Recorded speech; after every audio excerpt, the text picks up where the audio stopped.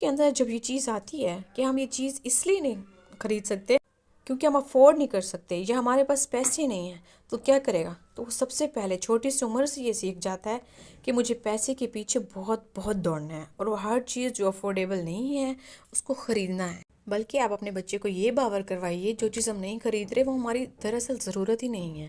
12 سال کے بعد یہ بتا سکتے ہیں کہ ہمارا بجٹ کیا ہے۔ نیڈس اور وانٹس، نمبر جو 4 پوائنٹ ہے اس پہ آتا ہے، نیڈس اور وانٹ پر ڈسکس کرنا ہفتے میں ایک بار ضروری ہے۔ کیا ہم وانٹس کے پیچھے بھاگ رہے ہیں؟ آیا یہ ضرورت ہے یا نہیں ہے؟ جب یہ کنسیپٹ اندر راسخ ہو جائے تو اس کو روزمرہ زندگی سے کنیکٹ کرتے ہیں۔